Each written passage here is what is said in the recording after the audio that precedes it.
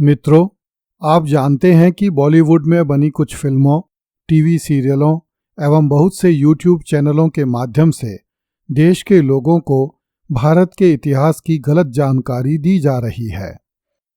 इस चैनल के माध्यम से हम भारत के वास्तविक इतिहास को देशवासियों के समक्ष लाने का प्रयास कर रहे हैं, जो अब तक राजनीतिक कुचक्रों के कारण देशवासियों के समक्ष नहीं आने दिया गया। हमारे पूर्वजों ने अपने प्राण देकर अपने परिवारों के सदस्यों को स्वतंत्रता की बलिवेदी पर न्यौछावर करके तथा अनन्य कष्ट सहकर इस देश, धर्म एवं मानव समाज को बचाया है। क्या हम उनके बलिदान को, उनके कष्टों को तथा उनके जीवन उद्देश्यों को देशवासियों के समक्ष नहीं लाना चाहेंगे? मेरी आपसे करबद्ध प्रार्थना है कि आप इस धारावाहिक के बारे में अपने परिवार के सदस्यों, मित्रों एवं विद्यार्थियों को बताएं, ताकि उन्हें भारत के इतिहास की सही जानकारी मिल सके तथा उन्हें अपने पूर्वजों द्वारा किए गए संघर्षों एवं बलिदानों का सच्चा ज्ञान हो सके। अतः कृपया इस धारावाहिक के लिंक अपने सेल फोन में उपलब्ध व्हाट्सएप, फेसबुक, ट्विटर आदि सोशल मीडिया प्लेटफॉर्म्स पर शेयर करें। कुछ दर्शक इस कार्य को पहले से ही कर रहे हैं, मैं उनके प्रति आभार व्यक्त करता हूं। मैं उन समस्त दर्शकों का भी आभार व्यक्त करता हूं जो इस चैनल को देख रहे हैं तथा टिप्पणियां कर रहे हैं। धन्यवाद। पिछली कड़ी में हमने चर्चा की थी कि तुर्की अमीरों की परंपरागत कमजोरियों एवं षड्यंत्रकारी राजनीतिक आदतों ने न तो किसी भी तुर्की राजवंश को अधिक समय तक दिल्ली के तख्त पर टिके रहने दिया और न कोई तुर्की सुल्तान चैन से सांस ले पाया। इस कारण ईस्वी 1320 में जिस तुगलक वंश का दिल्ली के तख्त पर अवतरण हुआ था, वह ईस्वी 1412 में ही रक्त के समुद्र में डूब गया। उस काल के भारतीय मुसलमानों में कुलीय उच्चता का अभाव था, जबकि तुर्की अमीर स्वयं को भारतीय अमीरों से बड़ा समझते थे। उलेमा अपने आप को अमीरों से भी बड़ा समझते थे। तुर्कों के विभिन्न कबीले भी एक दूसरे को द्वेष की दृष्टि से देखते थे। कोई अफगानी था तो कोई ईरानी, कोई खिलजी था तो कोई तुगलक, कोई चगताई था तो कोई मंगोल, कोई खुरासानी था तो कोई तुरानी। इन कारणों से तुर्की सुल्तानों के दरबार में भिन्न भिन्न अमीरों एवं उलेमाओं में घात प्रतिघात चलते रहते थे, जिन्होंने एक एक करके इलबरी वंश, बलबनी वंश, खिलजी वंश एवं तुगलक वंश का पतन कर दिया। गयासुद्दीन तुगलक के समय से ही तुगलक वंश में पिता अपने पुत्रों को और पुत्र अपने पिता को शंका की दृष्टि से देखने लग गए थे और एक दूसरे की हत्या करने का षड्यंत्र रचते थे।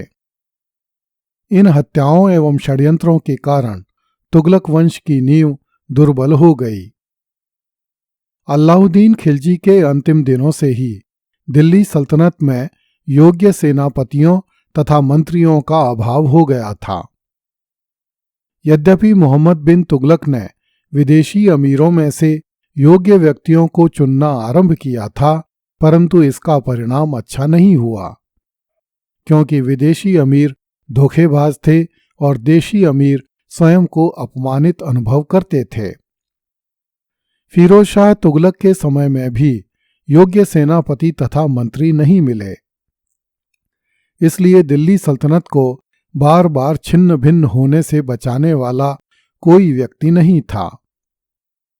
दिल्ली सल्तनत की सेना में जो कौशल, योग्यता, साहस तथा शक्ति बलबन तथा अलाउद्दीन के समय में थी, वह तुगलक सुल्तानों के समय में नहीं रह गई।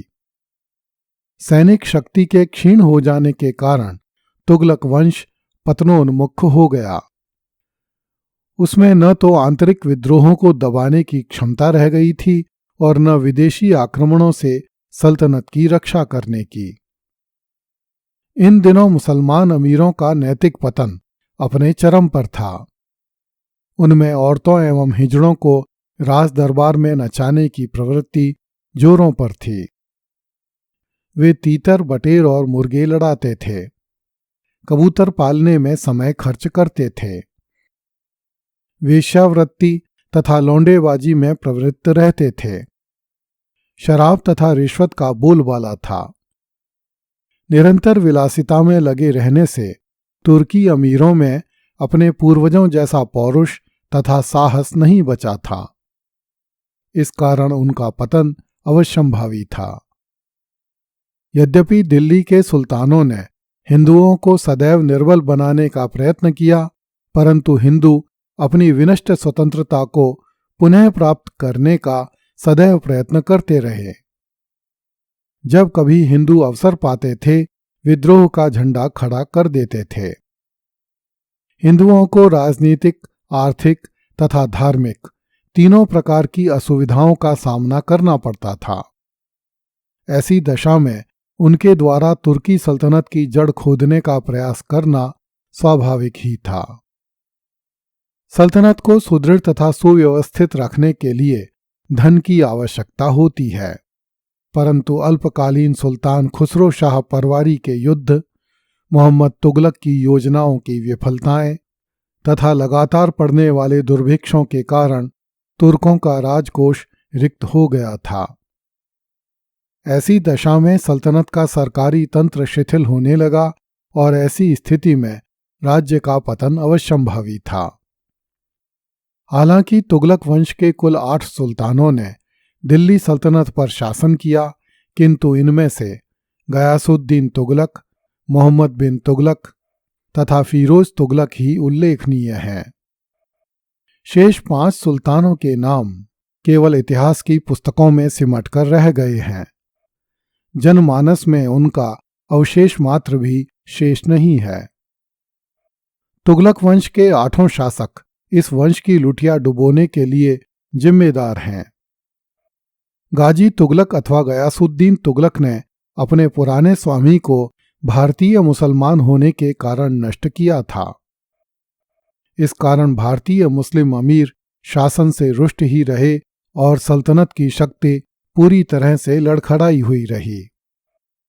यही कारण था कि उसका पुत्र जूना खां अर्थात मोहम्मद बिन तुगलक बड़ी आसानी से सुल्तान गयासुद्दीन को मारकर दिल्ली के तख्त पर बैठने में सफल रहा। मोहम्मद बिन तुगलक की योजनाओं की असफलताओं का तुगलक वंश के पतन में बड़ा योगदान था। भारतीय प्रजा पहले से ही तुगलक वंश को अश्रद्धा की दृष्टि से देखती थी। मोहम्मद तुगलक की योजनाओं की विफलता से जनता की अवशिष्ट श्रद्धा तथा सहानुभूति भी समाप्त हो गई। तुगलकों के विरुद्ध चारों ओर असंतोष तथा विद्रोह की अग्नि भड़कने लगी। मोहम्मद बिन तुगलक अत्यंत छोटे छोटे अपराधों के लिए मृत्युदंड तथा अंग भंग करने के दंड देता था। इससे तुगलकों के शत्रुओं की संख्या अधिक हो गई। उसकी इस क्रूर नीति के कारण मित्र भी उससे शंकित रहने लगे और साम्राज्य की सेवा की ओर से विमुख हो गए। सुल्तान की कठोर नीति के कारण ही विदेशी अमीरों ने उसके विरुद्ध दक्षिण भारत में प्रबल संगठन बना लिए, जिसे छिन्न भिन्न करना तुर्की सुल्तानों के लिए असंभव हो गया।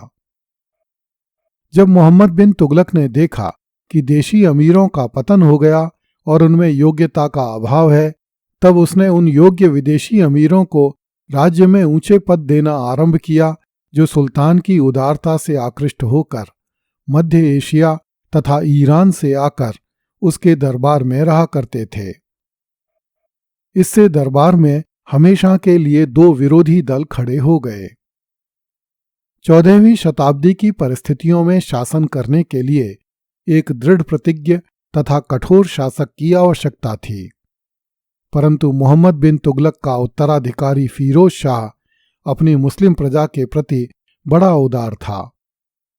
उसमें न महत्वाकांक्षाएं थीं और न युद्ध प्रवृत्ति। उसकी उदारता का लोगों ने बड़ा दुरुपयोग किया, जिससे शासन की कड़ियां शिथिल पड़ गईं। सरकारी कर्मचारियों तथा सैनिकों में भ्रष्टाचार और घूसखोरी फैल गई। इससे शासन व्यवस्था खोखली पड़ गई और सल्तनत द्रुत गति से पतनोन्मुख हो गई। फिरोज शाह तुगलक धर्मांध था और मुसलमानों का अत्यधिक पक्ष लेता था। हिंदू प्रजा को उसने कोई अधिकार नहीं दिए। इन बातों के परिणाम सल्तनत के लिए अच्छे नहीं हुए।